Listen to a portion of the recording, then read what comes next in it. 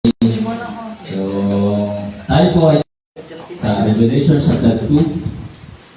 Basahin po natin muli beginning verse 1 to 7 na lang po.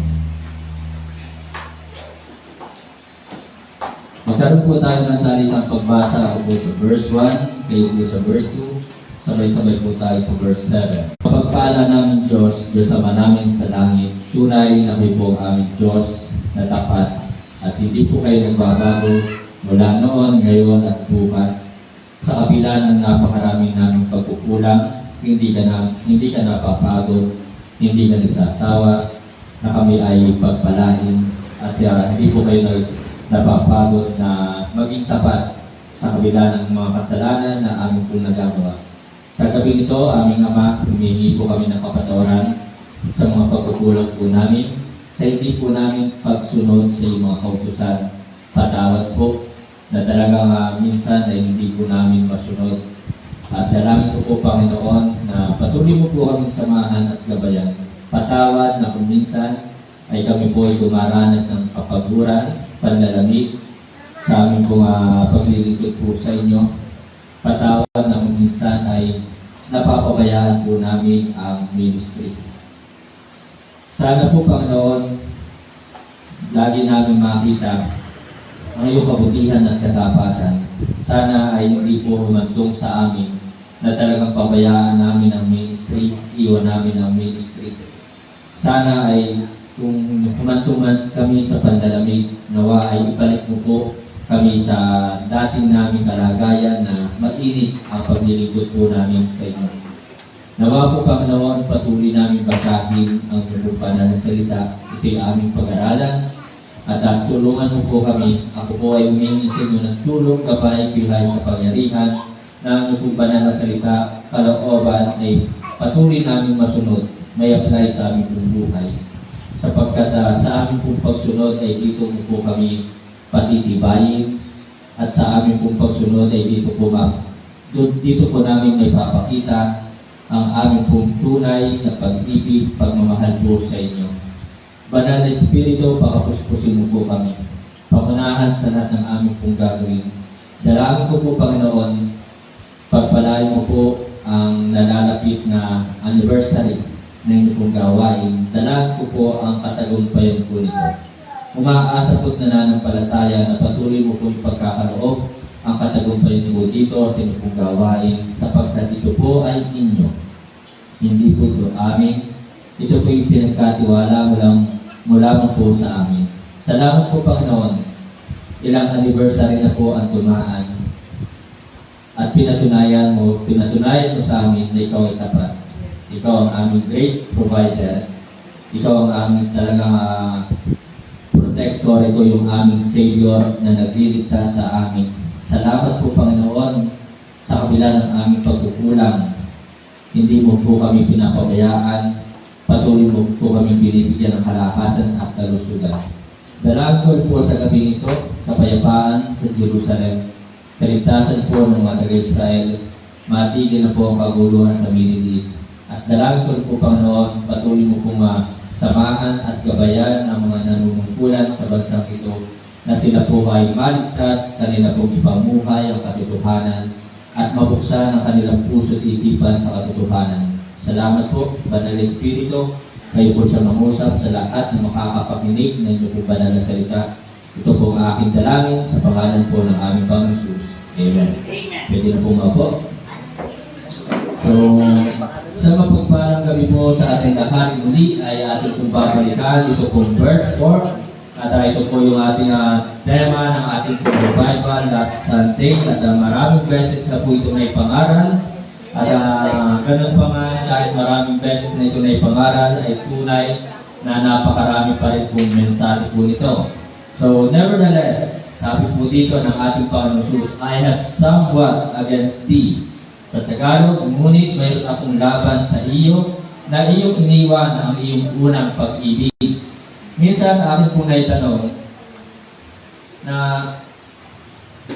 parang hindi naman po yung parang ang naitanong ko sa sarili ko, bakit ganun yung sinabi dito? Thou hast left thy first love. Na parang sinasabi sa akin na iniwan mo yung una mong pag-ibig. Sabi ko, Hindi naman ang Panginoong Jesus ang una kong inibig. At marami akong minahal. Diba? So, marami akong minahal. So, minahal ko ang sarili ko. Minahal ko yung mga bagay sa mundong ito. At sabihin na natin meron nga mga niligawan. Basted nga laang. Diba? Aray ko. Basted nga laang. Aray mo. Diba? So, kaya sabi ko, yun nga, maraming minahal. At hindi si Kristo ang una kong minahal. Pero ito po ay sinagot na rin po ng Panginoon sa akin na talagang thou hast left thy first love. Bakit? So, tinutukoy po dito na thou hast left thy first love. Si Kristo nga po ito, si Jesus Christ, ang ating Diyos. Sapagkat si Jesus Christ, siya yung unang pag-ibig. Siya yung unang pag-ibig na ibig sabihin po nito, siya talaga yung unang pag-ibig na nagmahal sa atin. So, isa sa pangalan nga, isa nga sa sinasabi dito, God is love. Diba? So, kumbaga, kung ating yung pag-ibig na ito, gawin natin ito yung pangalan niya. Diba? Pag-ibig. So, iniwan mo ang iyong pag-ibig. So, si Kristo yung unang pag-ibig. Siya yung unang pag-ibig, siya yung unang umibig sa atin. So, mga kapatid, mga minamahal, thou hast left thy first love. At sinabi nga po dito, na talagang ito po ay sulat sa Ephesus. Amen po ba? At ang sumulat po nito ay si John the Beloved. At si John the Beloved, mga kapatid, mga minamahal, during that time ay nasa island of Patmos. So, inutusan ng Panginoon si John the Beloved, isulat na to para sa mga taga-Ephesus. Thou hast left thy first love. So mga kapatid, mga minamahal, ibig sabihin po, noon pa man nangyayari na talaga na maraming churches, maraming Kristiyano, maraming mananampalataya ang napagod at nalabig ang kanilang pag-ibig sa Diyos kay Kristo. Na noon pa man nangyari na talagang iniwan nila ang gawain, iniwan nila ang ating Diyos, ang ating Panginoong Jesus. Kaya nga meron tanong dito sa Bible na sinabi ng Panginoon Jesus sa kanyang mga alagad, will you also go away? Iiwan na rin ba ako? Aalis din ba kayo? So yun po yung sinasabi sa John chapter 6, I think verse 67, kung di ako nakakamali, or 66. So yun po yung sinabi na, will ye also go away? So nakita ba, brother Edwin? Tingnan nyo po, yan, 67. So then said Jesus unto the 12, will ye also go away? So mga kapatid, mga minamahal, na talagang kung ito po ay nangyari, unang puntos po natin dito, mga kapatid, mga minamahal, so it is possible also to happen. Also to happen today and tomorrow. Ito po ay posible ding mangyari ngayon at bukas. Amen po ba? So, it happened in Ephesus. It happened before. It means it is possible also to happen today and tomorrow. At yan nga po yung nangyayari na. Amen po ba? Na talagang maraming Kristiyano pinili ang sanglibutan ito. So katulad na sinabi po dito sa Bible, sa 2 Timothy chapter 4 verse 10, for Demas hath forsaken me. So maaaring ang nagsulat noon is si Pablo. At sinasabi ni Pablo na siya iniwan ni Demas. Pero hindi naman talaga totally si Pablo ang iniwan ni Demas. Kundi talaga ang iniwan ni Demas, ang pinabayaan ni Demas ay ang kanyang panawagan, ang ministry ng ating Panginoon. For Demas hath forsaken me, having loved this present world. So mga kapatid, mga minamahal, noon ay nangyari na at ito'y talagang nangyayari po ngayon. At ito po yung ilang mga bagay, bakit talagang ito'y nangyayari ngayon. Because of wrong deeds, dahil sa mga maling gawain. Kapag tayo pinagpatuloy sa mga maling gawain ang ating ginagawa, kaya talagang napakaganda ng mga mensahe po nung Sunday. Diba? Na talagang tayo, maaaring tayo dito ay meron tayong mga masasamang ginagawa. Diba? Na talagang leading. So yun po. So, kaya kung ito yung ating ipagpapatuloy itong ating mga sekretong kasalanan, sekretong masamang ginagawa because of our wrong deeds, ito po yung magiging dahilan bakit natin maiiwan si Kristo. Bakit natin iiwan ang gawain ng Panginoon? Because of wrong deeds. So yan po mga kapatid, mga minamahal. So it is possible also to happen today and tomorrow and because of our wrong devotion. Dahil mali ang ating inibig. Amen po ba? So malinaw namang kabilin-bilinan po sa atin, thou shalt love the Lord thy God with all thy heart, with all thy soul, and with all thy mind. Kaya ang tanong sa atin mga kapatid, mga minamahal, tayo ba'y buong puso na nagmamahal sa Diyos kay Kristo? Tayo ba'y kaluluwa na nagmamahal sa Diyos kay Kristo? Tayo ba'y talagang buong pag-iisip nating minamahal ang Diyos kay Kristo? So maraming pumapasok sa ating isipan, maraming pumapasok sa ating puso. Kaya tayo po ay nagkakaroon ng maring pag-ibig. Amen? Kaya kapag mali ang ating inibig, ito po'y maging dahilan upang iwan natin si Kristo. Upang iwan natin ang gawain ng Panginoon because of our wrong devotion. Kaya nga, paalala sa atin ng mga salita ng Diyos, love not the world, neither the things that are in the world. If any man love the world, the love of the Father is not in him. So kitang-kita sa napakaraming Kristiyano, mas mahalaga sa kanila ang mga bagay sa mundong ito. Mas pinapahalagahan nila ang mga bagay sa mundong ito. Mas iniibig nila ang mga bagay sa mundong ito. Kung bakit hindi nila magawa na umattend every Sunday. Tapos sa-attend every Sunday, Sunday morning lang. Attend every Sunday, Sunday afternoon lang. Hindi may bigay ang buong araw ng linggo sa Diyos kay Kristo. Amen? So yun po, because of wrong devotion and because of wrong decision. Talagang tayo po madalas mali ang mga decision natin. Amen?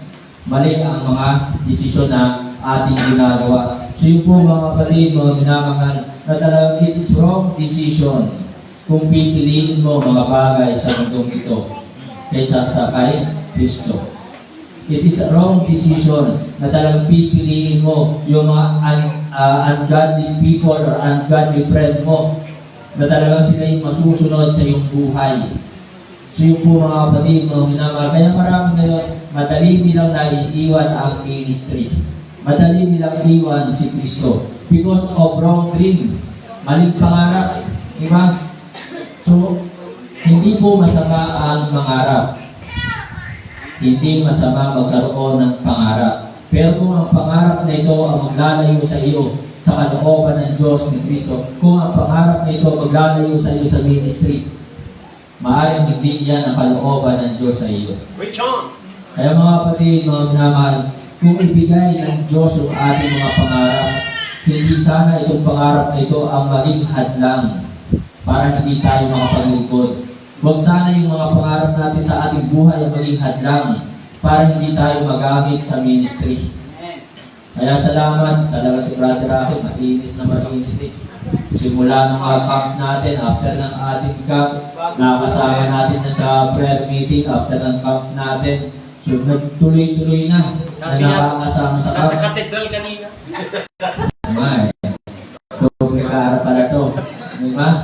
So mga kapatid, mga minamahal, minsan tayo po ay nagagawa natin iwan si Kristo dahil sa ating mga pangarap sa buhay. Sana mga kapatid, mga minamahal, walang problema kung tayo mawawala dito sa church, pero kung tayo mapupunta ng ibang lugar, ay tayo ay magpapatuloy. Na doon ay gagampanan natin ang ministry. Na doon ay ibibigay natin yung ating katawan, ang ating lakas, para tayo makapaglingkod sa Diyos kay Kristo. Hindi yung napapunta ka ng ibang bansa, ay talagang pinabayaan mo na ang ministry. Hindi ka na naghanap ng church para ikaw ay magamit. Or napapunta ka ng Cebu, hindi ka na naghanap ng church. Napapunta ka ng sa Baguio, hindi ka na naghanap ng Baptist Church. So mga kapatid, mga minamahal, sana yung ating mga pangarap sa buhay hindi maging hadlang para hindi tayo magamit sa ministry. Amen? And then, because of wrong debate, so yan, minsan, debate, nakikipag-debate. So hindi po tayo para makipag-debate. Amen? Natapos kapag natalo ka sa debate, ay iwan mo ng pagiging baptist, mali pala ang turo ni Pastor Jazz. Diba? Hindi yun na ituro sa akin, Pastor Jazz. So, hindi po itinuturo sa atin ang debate. At mga kapatid, mga minamahal, wala pong mananalo sa debate. At tayo po mga kapatid, mga minamahal, basahin natin ang Bible upang tayo po ay magawa natin manatili sa gawain ng Diyos ni Kristo. Yan po minsan talaga madalas na kulang sa maraming mananampalataya. Lack of devotion or lack of Bible reading. Hindi nagbabasa ng Bible, tapos makikinig sa Facebook o sino-sino pakikinggan. Or minsan, kaya mga kapatid, mga minamahal, naiiwan si Kristo, iniiwan si Kristo because wrong department. Ito po yung dahilan. Ibig ko po sabihin sa wrong department means group of people working together on a task. So, ibig sabihin, dahil mali ang kasama mo. Di ba? Kung sino-sino kasi nakakasama natin. Kung bakit nanlalamig yung ating pag-ibig kay Kristo. Yung mga kasama natin sa paligid, sa labas, tuturuan tayo ng mga worldly things. Tayo yung kanilang talagang inaakay.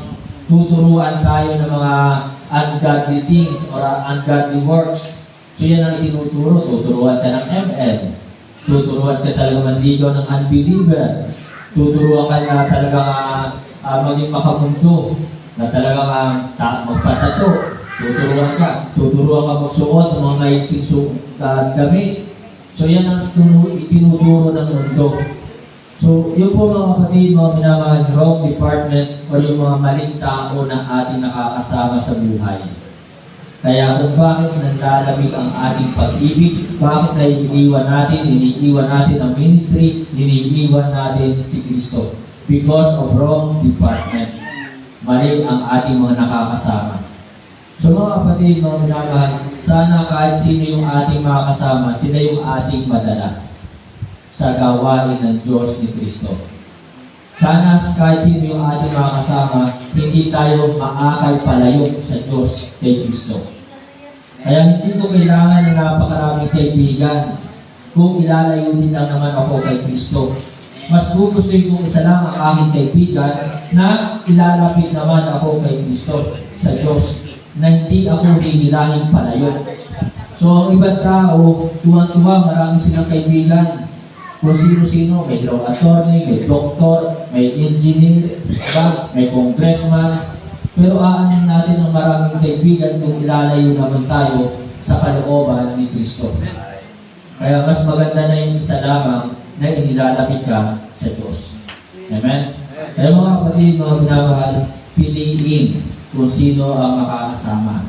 Piliin ang pakikisamahan. Amen po ba? Hindi lahat ay dapat pakisamahan. Hindi lahat ay dapat samahan. Kung ikaw ay dadalhin na sa masamang gawain, that's the time na dapat ay lumayo ka sa Kanya. That's the time na dapat ay dumidistansya ka sa Kanya. Amen? So yun po mga kapatid, mga minamahal, thou hast left thy first love. It is possible also to happen today and tomorrow. And then pangalawa po, makikita po natin mga kapatid, mga minamahal, thou hast left thy first love. There is plentiful churches today at facing this kind of problem. Ito po yung pangalawa. Kung ito po yung nangyari po noon, hanggang ngayon mga kapatid, mga minamahal, ito ang problema ng maraming churches. Marami sa mga mananampalataya, marami sa mga church member, marami sa mga Kristiyano talaga, na talagang pinili na ang sanglibutan ito. Piniling iwanan si Kristo. Piniling iwanan ang ministry. So yan po yung problema. There is plentiful churches or plentiful members today facing this kind of problem. So hindi lamang po ngayon, noon pa man nangyayari na po yan. Na talagang ito po yung problema ng mga churches. Kaya kahit saan tayo pumunta, mga kapatid, mga minamahal, sabi nga, wala pong perfect church. Kasi hindi tayo perfect. Walang perfect. Diba? Si Kristo lamang ang perfect. Kaya mga kapatid, mga minamahal, Huwag tayong humanap ng better church. Gawin natin best or better ang ating sarili. Hindi Peter. Diba? So huwag kang hahanap ng better person. Ang mabuti natin gawin, make ourselves better. Ayusin natin ang ating sarili. Yan po ang pinakamaganda nating gawin. Amen? So, hanap tayo ng mga best. Para baga sa pag-ibig, pili magpili, ay saka pipili. Pingot din. Diba? Ang napili din, pingot. Diba? So, yun po. So, gawin natin na ang ating sarili, yung ating gawin natin best or better or ayusin ang ating sarili. Amen? So, mga kapatid, mga minamahal, alam niyo po, ito po paglayo o ito nga talagang panlalamig ng ating pag-ibig sa Diyos kay Kristo. Alam nyo, it is a kind of sickness today. So yung manlamig ang pag-ibig mo sa Diyos kay Kristo, yung manlamig ang iyong pag-ibig sa ministry, ito po ay isang uri ng sakit. Amen po ba? Ito po ay sakit ng mga churches, ito po ay sakit ng mga member. So tayo, kapag tayo pinanlalamig, meron po tayong spiritual sickness. Meron tayong karamdaman spiritually. At walang makakagamot nito kundi salita ng Diyos. Walang makakagamot nito kundi ang ating Diyos, ang ating Panginoong Hesus. So yan po, yan, na talagang kung iniiwan natin ang gawa ni Kristo, tayo ng lamig ang ating pag-ibig sa Diyos kay Kristo, it is a kind of sickness. Isang uri po ito ng sakit. Kaya mga kapatid, mga minamahal, kailangan lagi natin salita ng Diyos. Kung bakit talagang pinag-utos sa atin mag-aral. Magkaroon tayo ng sariling pag-aaral sa salita ng Diyos. Kaya, kamusta ba yung ating Bible reading? Kamusta ba yung ating devotion sa gabi? Nagagawa ba 100% sa gabi at sa umaga? So ito pong pag-aaral ko, lagi ko naman sinasabi sa inyo. Maaaring nagkakaroon na simula pero hindi ko alam kung ano magiging laman, hindi ko alam paano matatapos ang mensahe. Kaya ako po na-amaze sa salita ng Diyos. Kaya mga kapatid, mga minamahal, ano po yung mga sakit na ito? Ang alam ko lang dati, sakit ng Kristyano, arthritis, appendicitis, temporalitis, tamaritis. Yan lang yung alam ko eh. Pero yung parang manlamig yung ating pag-ibig sa Diyos kay Kristo, ito po yung isa tipuri ng sakit. Amen? So marami na talaga ngayon. Bakit? Ano sabi ng Matthew 24? Kung hindi ako nagkakamali, verse 11 by Brother David. Diba? Matthew 24. And because iniquity shall abound, yan. Yun, verse 12. And because iniquity shall abound, the love of many shall wax cold. Kaya kanina, doon po sa it is possible also to happen, wrong deeds, di ba? Yung mga maling gawa. Kung bakit nagagawa ng maraming Kristiyanong iwan si Kristo, ay dahil nga po sa kasalanan. So yun po mga kapatid, mga minamahal, sana, kasi kayo naman po yung nakakaalam yan. Maaaring napapansin ng mga kapatiran ng lalamig. Yan, katulad ngayon. Kitang-kita natin, mainit si Brother Rocky. Diba? Bagong pulo. So, bagong pulo. So, bagong pakulo. Diba? Pumupulok na. Kaya sana, isa sa prayer ni Brother Rocky, Lord, ikaw sana akong manlamig. Malapit na. Diba? Pulong-pulok na. So, kaya mga kapatid, mga minamahal, tayo nakikita natin sa mga kapatiran. Sana ipag-pray natin yung mga nakikita natin ng lalamig. Amen. Ano po ba? So yun po mga kapatid, mga minamahal, it is a kind of sickness and then it is a kind of sin. Ito po ay kasalanan. Kung iiwan natin si Kristo, manlalamig ang ating pag-ibig sa Diyos kay Kristo sa kanyang gawain, ito po ay kasalanan. Kasi nga, kung iiwan natin, ito po yung kasalanan. Bakit? Ano ba sabi ng John 15 verse 4? Tingnan po natin. Sa John 15 verse 4. Sabi po dito sa John 15 verse 4, abide in me. Kaya sabi dito sa ating sa talata, sa Revelation, thou hast left thy first love. So ang utos sa atin na pag-Jesus, abide in me, and I in you. So manatili kayo sa akin. Ay maraming Kristiyano ngayon na wala na sa gawain. Maraming Kristiyano ngayon iniwan si Kristo. Ang utos sa atin ng Diyos ng pag-Jesus, abide in me. So kung tayo hindi mananatili, kung iiwan natin ang ating ng pag-ibig, it is a kind of sin. So abide in me and I in you, as the branch cannot bear fruit of itself except it abide in the vine, no more can he except he abide in me. Tingnan po natin ang 2 Timothy chapter 3 verse 14. Sabi po ng 2 Timothy chapter 3 verse 14, but continue thou in the things which thou has learned and has been assured of, knowing of whom thou hast learned them. So mga kapatid, continue. Amen. Amen? Huwag natin iiwan si Kristo, huwag natin iiwan ang ministry. Amen. So dati nasa choir, nasa na sila ngayon? Di ba? Dati nagtuturo sa Sunday school, nasa na sila ngayon? Dati nagsosol winning, nasa na sila ngayon? Dati masipag pagbigay, nasa na sila ngayon? So iniwan ang ministry. Hindi na nagpatuloy. Kaya mga kapatid, mga manangagal, suriin po natin ang ating sarili. Thou hast loved thy first love. Kapag iniwan natin si Kristo, it is a sin. Ito po ay kasalanan.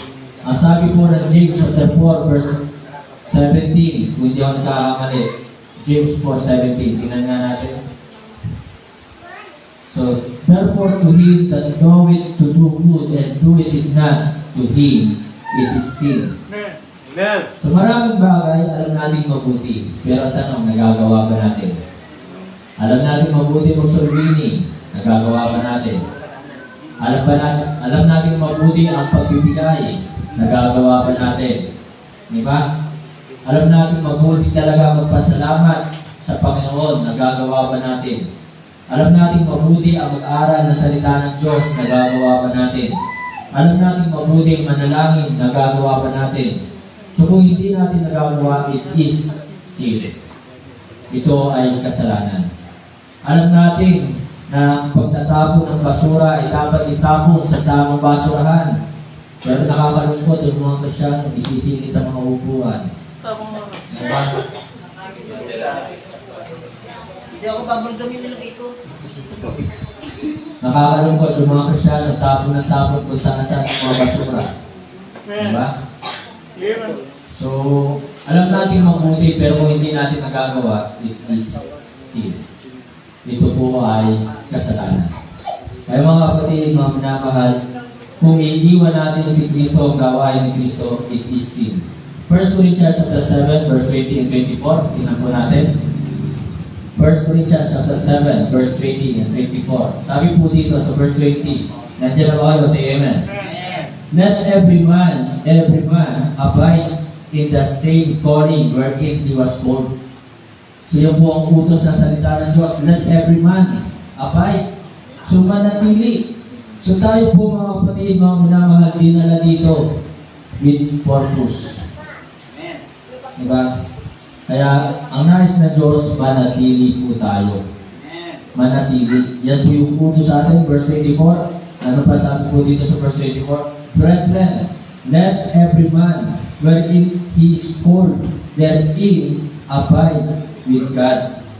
So manatili. Kaya mga kapatid, mga minamahal, ano man ang dahilan natin, lagi yung sinasabi, kung meron na tayong dahilan para iwan si Kristo, meron na tayong dahilan para iwan ang ministry, hindi po yan sapat. Hindi yan sapat. Diba? Si Kristo ang mayroong sapat na dahilan para iwan ang kanyang calling, iwan ang ministry, iwan ang panawagan sa kanya, iwan ang kanyang misyon. Meron siyang sapat na dahilan.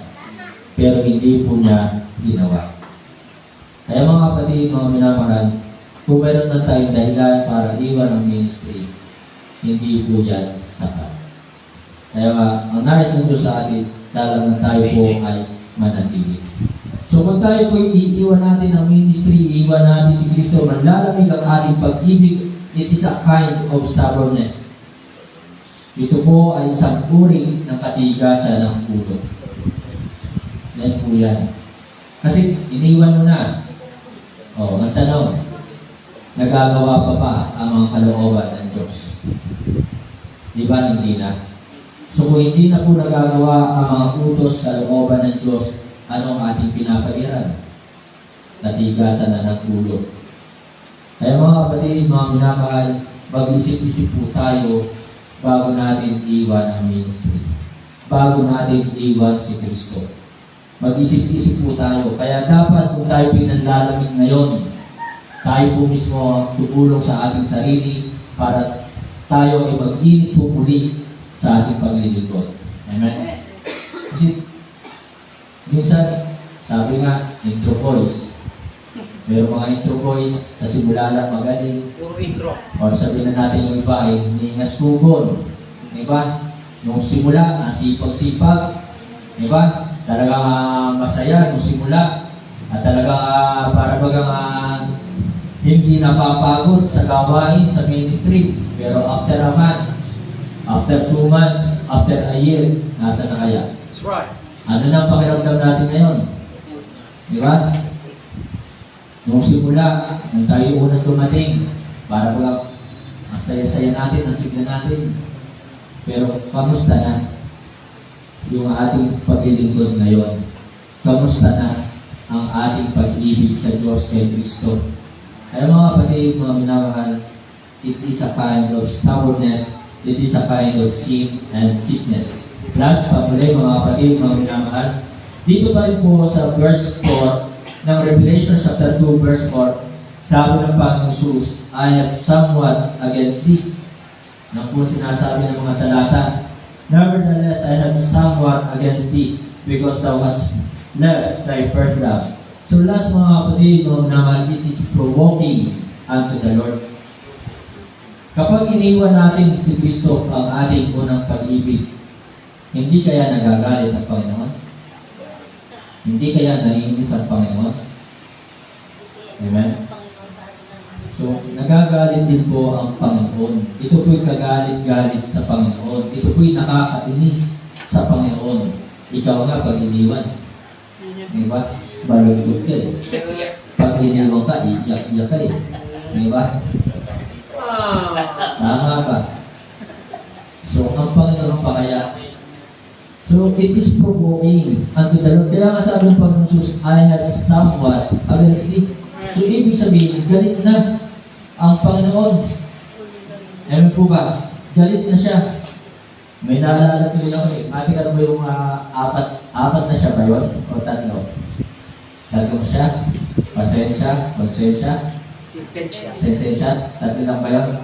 Pasensya, konsensya, sentensya. Yun. Kaya mga kapatid, mga naman, kung ito po ay talaga nakakagalit sa Panginoon, makikita pa rin po natin dito yung patience of the Lord.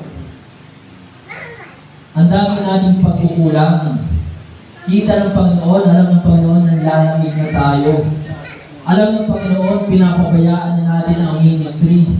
Alam ng Panginoon, hindi na tayo ganoon kasipag sa pagsunod sa kanyang mga utos. Pero ganoon pa man nandoon ang kanyang pasensya. Patience of the Lord. Amen? Nagpapasensya pa rin siya sa ating mga pagkukulang. Nagpapasensya pa rin siya sa ating mga kasalanan. Ibinibigay pa rin ang ating mga kailangan. Nananatili pa rin siyang tapat kasi napakahaba ng kanyang pasensya. Pero tayo, mahaba ba ang ating pasensya? O lumiliit na ang pasensya natin? Dapat habaan din natin ang ating pasensya. Amen? Kaya mga kapatid, mga minamahal, maaaring galit na ang ating Diyos, ang Panginoong Jesus. Pero makikita pa rin natin yung kanyang patience. Nagpapasensya pa rin siya. Ganun pa man. Anong sunod dito? Makikita natin, protest of the Lord. So, ipinapahayag na ng Panginoong Jesus ang kanyang pagpupose na talagang hindi na siya natutuwa. So, itong pahayag na ito ay makikita natin hindi na siya natutuwa. So, nagpo-protest na siya. I have somewhat against thee. Kaya mga kapatid, mga minamahal, ano yung dapat natin gawin ngayon? Kung tayo po'y nalalamig na, alam natin nagagalit, nalinis na ang Panginoon, ibalik natin ang dati nating init. sa paglilingkod. Ibalik natin yung ating init ng ating pag-ibig sa Diyos kay Kristo.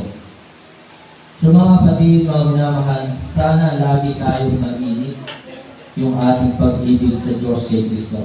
And then, panguli, sabi nga po dito,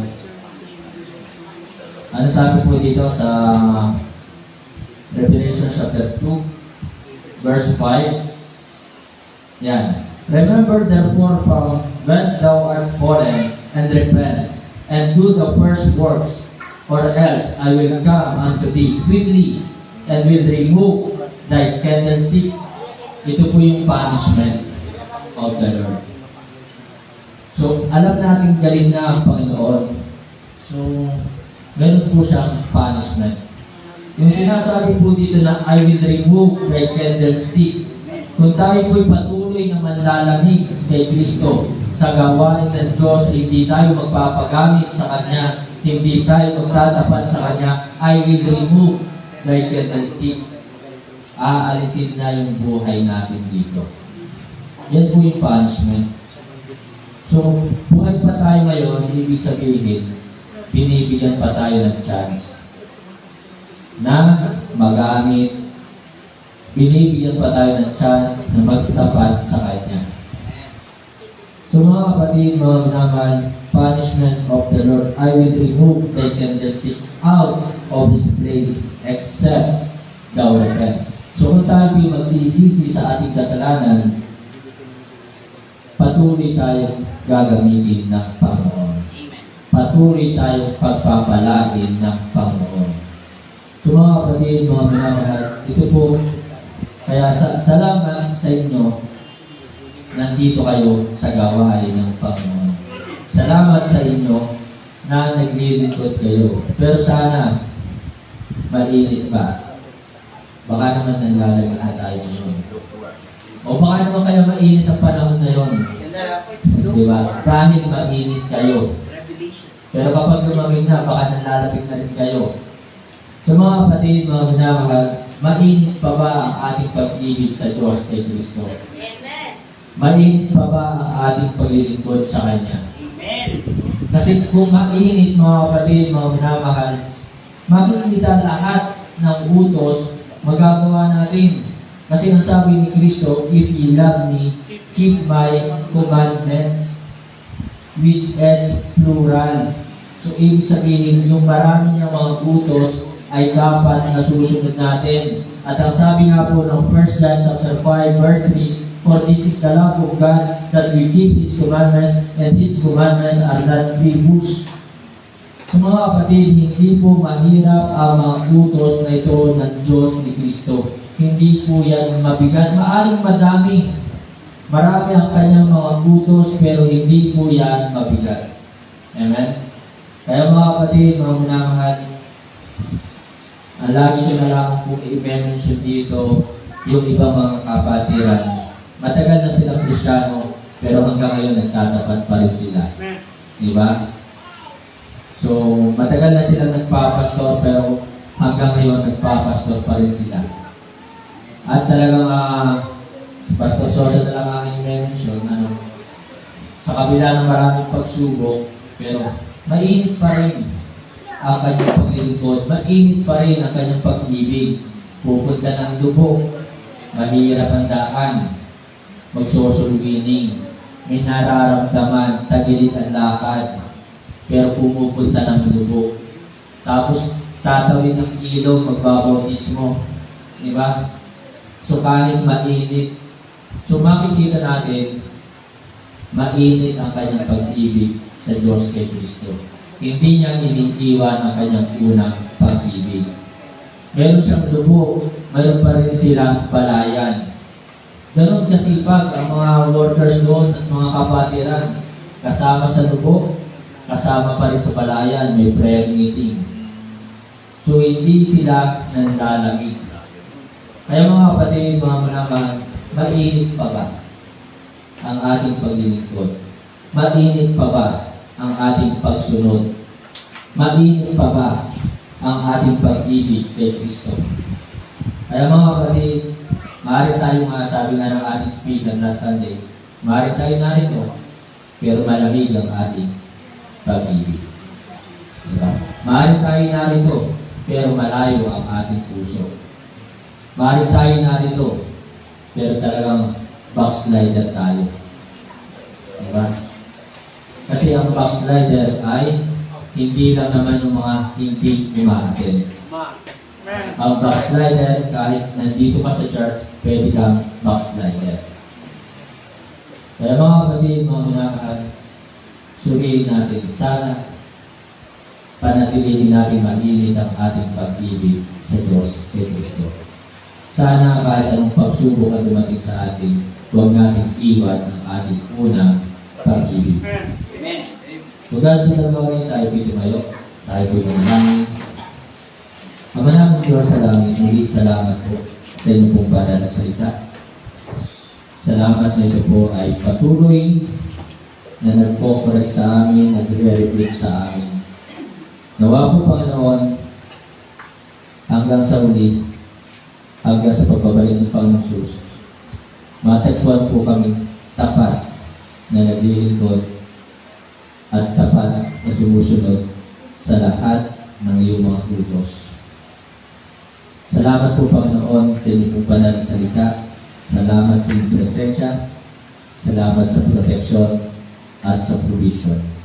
Salamat. Napakabuti mo po sa amin. Kailanman ay hindi mo po kami pinabayaan. Sinabi mo nga po sa inyong banal na salita, I will never leave thee, nor forsake thee. Kaya sana makita din po sa amin, huwag din po namin pabayaan ang ministry. Huwag namin pabayaan ang aming paglilingkod. Tapat ka sa amin, kaya sana maging tapat din po kami sa inyo. Na lahat ng iyong mga utos magawa po namin. At gawin namin ang may kagalakan, gawin namin ang buong puso, na hindi kami napipilitan. Kung si King David, nagawa po ni King David, siya po ay masaya. Sabi nga po sa mga talata, I delight to do thy will, O my God. Yea, thy law is within my heart. Sana ganun din po makita sa amin.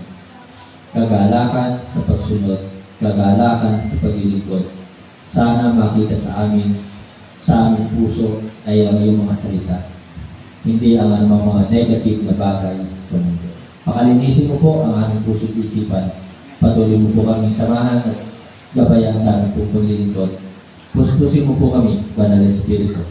Ito po ang aking dalangin na may pasasalamat sa pangalan po ng aming Panginoon Jesus.